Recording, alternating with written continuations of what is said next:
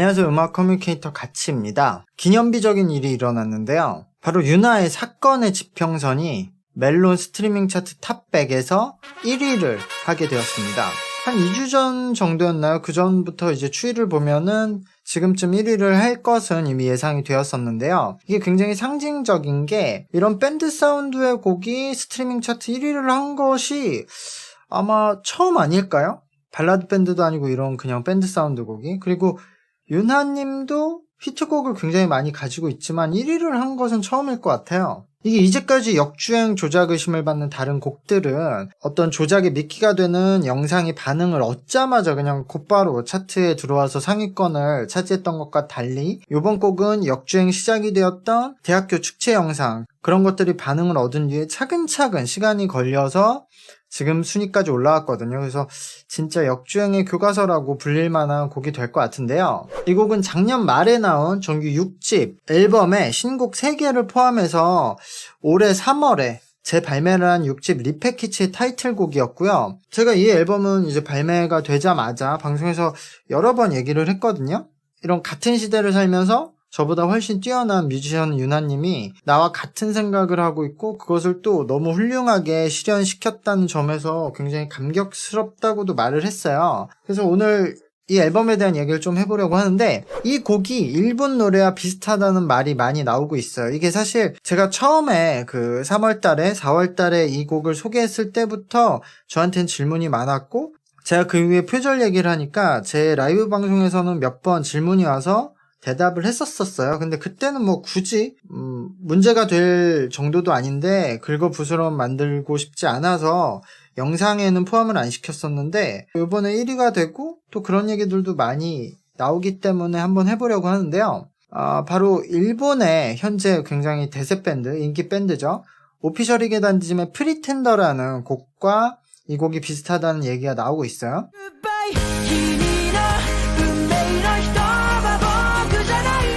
그 프리텐더는 2019년도에 발매가 돼서 그 해에 일본 최고의 히트곡 중 하나가 되었고요. 한국에서도 정말 드물게 알려진 곡 중에 하나가 되었죠. 사실 뭐 물론 한국에서는 J-POP을 거의 듣지 않으니까 뭐 모르시는 분들이 많겠지만, 그래도 그 당시에 스트리밍을 좀 보시는 분들은 리액션 음악으로 자주 사용돼서 유명해진 사쿠란보라는 노래, 그리고 틱톡에서 배경음으로 자주 사용돼서 좀 유명해진 요네즈 켄신님의 레몬이라는 노래와 더불어서 이 곡도 굉장히 유튜브나 틱톡 같은 곳에서 좀 인기를 얻어서 한국에 알려진 곡이 되었었는데요. 근데 최근에 그런 한국에서 일본 곡들과 표절 논란이 좀 심했었고, 일단 일본 스타일이라는 곡 자체도 좀 거부감이 있는 사람들이 있으시겠죠. 그래서 어쨌든 제가 미리 좀 설명을 해보려고 합니다. 근데 이거는 결과를 먼저 좀 말씀드리려고 한다면, 전 이 곡은 느낌만 내려고 한 훌륭한 창작곡이라고 생각을 하거든요. 이게 창작자라면은 훌륭한 작품을 만나면은 나도 살면서 그런 창작을 한 번은 해보고 싶다고 생각을 하게 되죠. 창작이라는 게 뭐 예전 뭐 클래식 작곡가들처럼 무에서 유를 창조하는 게 아니죠. 보통 이제 음악을 하게 되거나 작곡가를 하게 되는 경우도 어떤 음악이나 작품을 만나고 와 나도 이런 거 해보고 싶다, 만들어보고 싶다, 이런 모티브가 다 있는 거니까요. 그래서 그 가수 이승환 님도 작곡을 굉장히 잘하시는데, 그분도 세월이 가면 이란 곡을 듣고는 이런 명곡을 죽기 전에 만들어보는 게 꿈이라고 하셨었던 적이 있거든요. 그래서 그런 창작의 모티브를 가지고 그런 느낌의 곡을 만들려는 것 자체는 문제가 전혀 아니에요. 거기서 시작을 해서 많은 것을 그대로 베끼는 것이 문제인 거죠. 근데 이 사건의 지평선 이 노래는 만약에 프리텐더를 실제로 레퍼런스 하려고 했다고 해도 전혀 문제가 될 것이 없는 결과물이라고 생각을 해요. 전 만약에 레퍼런스를 했다면 오히려 레퍼런스의 교과서로 삼아야 될 결과물이라고도 생각을 하거든요.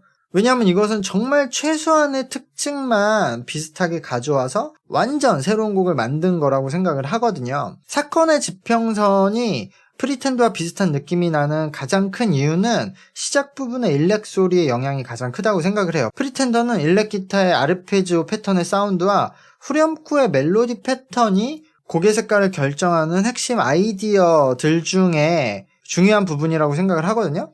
근데 사건의 지평선은 딱 이 두 가지의 아이디어만 비슷해요. 그것도 아이디어만 그냥 비슷한 거거든요. 겹친 부분은 없고.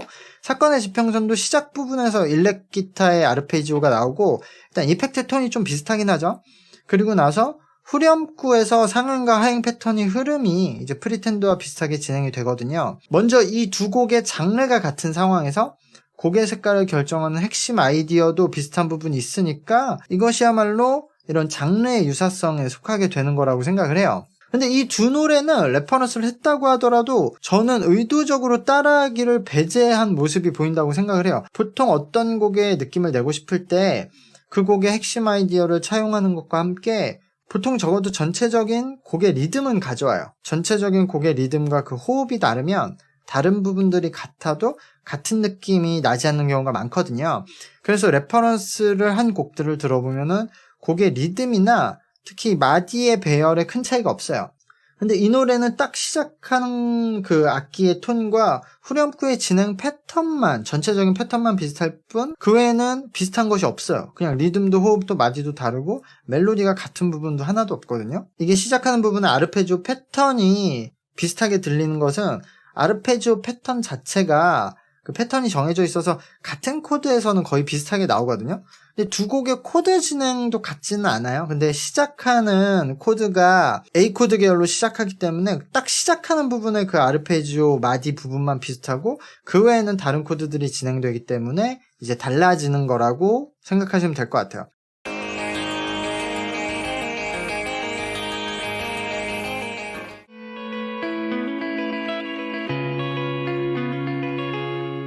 그리고 후렴구에서 프리텐더에서는 굿바이, 그리고 사건의 지평선에서는 저기 이렇게 시작하는 부분에서 딱 소리를 던진 후에 그 다음에 하행을 좀 반복하다가 마지막에 상행으로 마무리하는 전체적인 진행 패턴은 닮아 있거든요. 근데 그 안에서 같은 멜로디도 없고 리듬 자체도 완전히 달라요.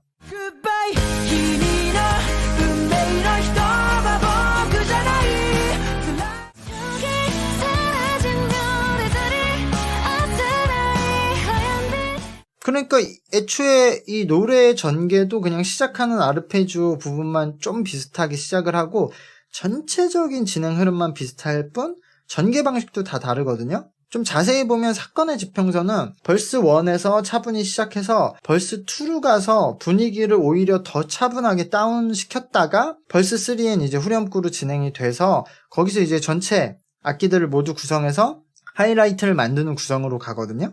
근데 프리텐더는 벌스 1에서 당연히 차분하게 진행을 하지만 여기서는 벌스 2부터 리듬감을 주면서 기어를 올려서 모든 악기들을 동원해서 리듬을 끌어올린 다음에 후렴구에서는 악기들을 살짝 낮추고 멜로디에 강조를 하는 진행 방식으로 가고 있어요. 그래서 이렇게 사운드의 진행 방식도 이끌어가는 리듬도 다르게 되거든요.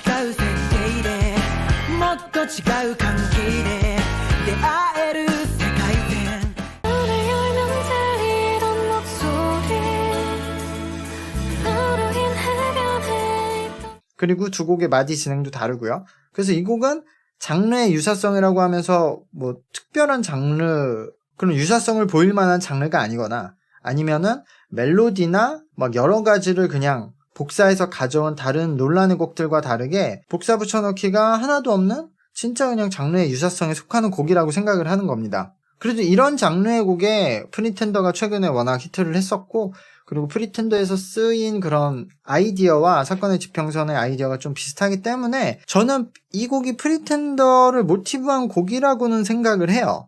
뭐 아닐 수도 있지만 그러나 어쨌든 복사 붙여넣기를 하거나 이렇게 카피를 한 뒤에 의도적으로 다르게 보이려고 이렇게 바꾸고 해서 짜깁기 한 것이 아니라 그냥 이런 느낌을 내는 곡을 만들려고 노력을 해서 머릿속으로 노력해서 새로 창작한 곡으로 보인다는 것이죠. 그것도 굉장히 최소한의 아이디어만 차용한 채로 따라했다고 하더라도. 그리고 유나님은 일본에서 데뷔를 해서 일본에서 오랫동안 활동한 가수잖아요.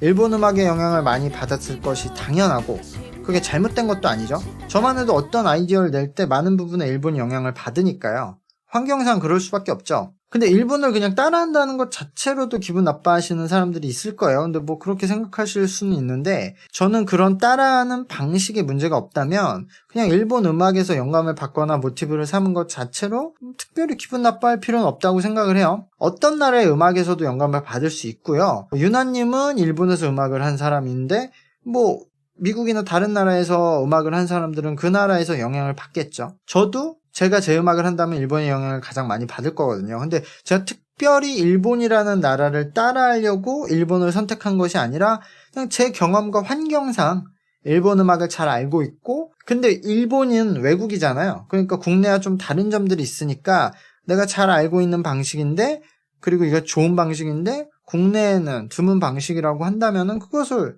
해보고 싶어지죠. 그래서 저는 유나의 이번 앨범이 일본 느낌이 나는 것은 부정하지 않아요. 애초에 유나의 노래가 이제까지도 이런 뭔가 포스트 브릿록, 모던록 스타일을 한국식으로 동양적인 느낌으로 가져온 곡들이거든요. 스타일 자체가. 근데 그런 스타일이 일본이 예전부터 우리나라보다 먼저 하고 있었고 훨씬 많이 정립이 돼 있어요. 그리고 유나도 일본에서 음악을 시작을 했고, 근데 유나가 만약에 일본을 차용하지 않고 그냥 그런 서양의 뭐 영국의 브릿록 스타일을 한국식으로 바꾼다고 해도 기존의 일본 음악과 큰 차이가 없거든요. 그러니까 뭐 그 부분들은 어쩔 수 없다.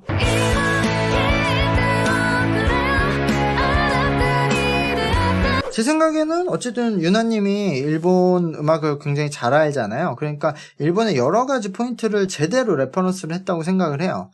근데 그 레퍼런스가 그냥 따라하기가 아니라 훌륭한 창작의 레벨에 속하기 때문에 저는 이 앨범을 굉장히 추천하는 거예요. 개인적으로 제가 이 앨범을 극찬했던 이유는 몇 가지가 더 있거든요. 사실 저는 이 앨범이 나왔을 때 소름이 돋아서 그때 라이브 방송에서도 하도 이 얘기를 했던 것인데 아무도 관심이 없었지만, 제가 이전 영상들을 통해서 가장 좋은 세계관은 우주 이야기를 하는 것이다 라고 말을 자주 했었어요. 외국에도 우주에 대한 세계관을 가진 뮤지션들이 많아요. 그런 노래를 한 노래들이 많은데 일본에서도 이런 그 브릿록, 브릿팝 스타일을 일본 밴드식으로 만들어서 그런 원형에 가까운 밴드라고 이야기를 받는 팀 중에 하나인 범프 오브 치킨, 그리고 최근에 유울이란 가수도 있는데요. 범프 오브 치킨이 슈퍼노바, 뭐 천체관측 이런 식으로 우주에 대한 이야기를 세계관으로 가지고 있었고요.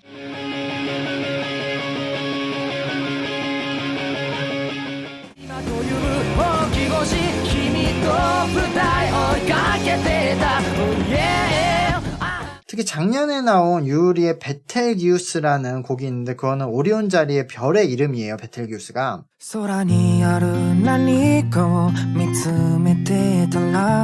근데 유리는 이 곡에서 그 오리온 자리를 이루는 그 하나의 별의 위치인 베텔기우스를 나와 그 연결되는 연인, 뭐 친구들의 관계로 비유를 했어요. 그래서 이 별이라는 게 원자들이 중력에 의해서 끊임없이 부딪히면서 폭발을 통해서 빛을 내고 별이 만들어지잖아요. 그런 것들을 본인이 위치해서 그 연관되는 연인들, 뭐 친구들과 울고 웃으며 뭐 싸우기도 하고 좋은 일도 있으면서 그렇게 살아가는 과정에서 뭐 헤어지기도 하고 사랑을 해서 빛을 내기도 하고 그런 일에 비유를 한 가사거든요. 제가 이런 곡들을 리뷰하면서 가장 효과적인 음악의 그 테마, 세계관은 과학이라고 여러 차례 얘기를 했었거든요. 과학은 결국 우리 세상을 가장 체계적이고 이론적으로 논리적으로 풀이한 학문이기 때문에 세상의 모든 일을 일단 비유는 할 수 있다고 생각을 해요. 그리고 그 비유를 했을 때 가장 깊이 있는 비유도 가능하다고 생각을 하거든요. 근데 그것을 그냥 과학적인 언어로 노래를 한다면 어렵고 전달이 잘 안 되겠죠. 그런 노래들도 많아요. 그냥 실제 과학 이야기를 하는 노래. 하지만 저는 이 과학의 키워드를 가지고 우리가 음악에서 자주 사용하는 뭐 사랑, 이별, 그런 고민 등의 이야기를 하면서 거기에 과학적인 비유를 하는 것이 제가 가장 훌륭하다고 생각하는 곡 창작법이라고 얘기를 했었는데요. 이번 이 유나의 앨범의 곡들이 그렇거든요. 일단 이 사건의 지평선은 이벤트 호라이즌, 그 블랙홀의 경계선을 말하는 거죠. 사건의 지평선을 넘어가면 블랙홀에서 벗어날 수 없는 그 경계선을 뜻하기 때문에 그 안과 밖은 전혀 소통이 될 수 없거든요. 근데 유나의 노래는 단지 그 이벤트 호라이즌을 말하는 노래가 아니라 이것을 이별에 비유를 한 노래죠. 그러니까 이별을 하는 것은 마치 사건의 지평선을 넘어가는 것과 같아서 이제 앞으로 전혀 소통할 수 없는 그 선을 넘는 것이다. 그 선으로 상대방을 떠나보내는 것이다. 앞으로 절대 서로는 소통할 수 없게 됐다는 의미로 비유를 했어요. 그리고 이 앨범에는 사건의 지평선 말고도 오르트 구름, 별의 조각 등 이 곡들이 우주를 키워드로 삼아서 훌륭하게 이런 인간관계에 비유를 했어요. 그리고 이 앨범에 채워진 곡에 사용된 그런 우주의 키워드들이 그리고 또 그거를 비유한 방법들까지도 기존에 제가 말했던 밴드들이나 곡들에서 사용된 키워드나 비유 방법들도 아니고 그냥 같은 우주를 키워드로 세계관을 했다 뿐이지 사용한 키워드들도 다 다르고 비유한 방식들도 다 달라요. 그러니까 이런 것들도 기존의 좋은 방법을 그냥 모티브만 해서 새로운 것을 만드는 가장 좋은 방법이었다고 생각을 해요. 그리고 또 하나 얘기할 게 있는데 그거는 이 앨범의 컨셉이거든요. 이 앨범에는 유나님이 직접 쓴 한 30페이지 되는 소설이 있어요. 이게 그냥 쓴 소설이 아니라 이 앨범에 있는 곡들에 대한 모티브가 되는 내용이라고 할까요? 그런 내용들이에요. 이게 곡마다 각자 짧은 소설이 있으면서도 그 30페이지 되는 소설이 전체적인 하나의 연결이 되는 스토리도 되기도 하거든요. 근데 저는 이 소설 컨셉이 이번 앨범에서 제대로 사용되었다고 생각을 하는 점은 꼭 이 소설을 봐야 노래 가사 내용이 이해되는 것이 아니라 노래 가사는 그냥 노래만으로서도 이해할 수 있으면서도 또 소설을 읽으면 다른 관점으로도 볼 수 있고 또는 더 깊이 생각할 수 있게 만드는 방식으로 갔다는 거예요. 전 이게 가장 이런 세계관이나 소설 컨셉을 사용했을 때 가장 훌륭한 방법이라고 생각해요. 노래 가사가 노래 가사만 듣고는 이해가 안 되고 꼭 이런 소설을 읽어야만 이해가 되는 이 소설 컨셉을 활용하는 건 전 안 좋다고 생각을 하거든요. 일본에도 이런 소설을 이용해서 컨셉을 하는 팀들이 몇 개 있는데요. 그 중에서도 제가 이런 세계관이나 컨셉을 사용하는 전 세계의 수많은 뮤지션들 중에서도 가장 뛰어나다고 말하는 팀이 요루시카라는 팀인데 요루시카도 소설을 사용한 팀이거든요. 요루시카는 남자와 여자 주인공을 중심으로 하는 하나의 창작 소설이 있어요. 그리고 그 하나의 이야기를 바탕으로 계속 싱글을 내는 콘셉트거든요. 근데 요루시카도 그 소설의 내용을 몰라도 그 곡의 가사로서도 이해하면서 소비할 수 있으면서도 소설의 내용을 알게 되면 전혀 다르고 또 깊이 있는 이야기로 소비를 할 수가 있어요.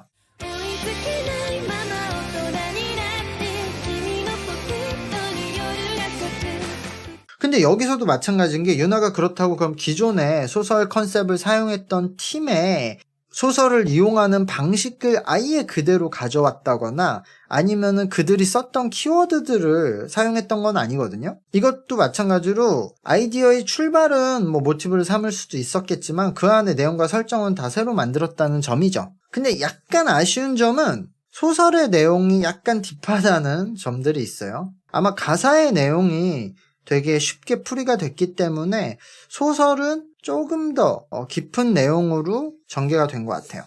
그래서 어쨌든 오늘 제가 말한 내용들을 보면은 이 앨범이 어떻게 생각해보면 제가 가장 꿈꾸던 앨범 컨셉의 조합을 다 모아서 만든 그런 앨범이었어요. 신기할 정도로. 저도 항상 말을 했었을 때 일단 세계관은 과학 이야기를 하는 게 가장 좋다라고 말을 했었고 또 그 안에 컨셉은 요루시카처럼 소설을 이용하는 게 가장 좋다라고 말을 했었거든요. 근데 실제로 과학의 세계관을 가지고 소설을 이용한 앨범이 나온 거예요. 거기에도 이런 밴드 사운드 곡으로 나왔고 거기에 보컬이 윤하야.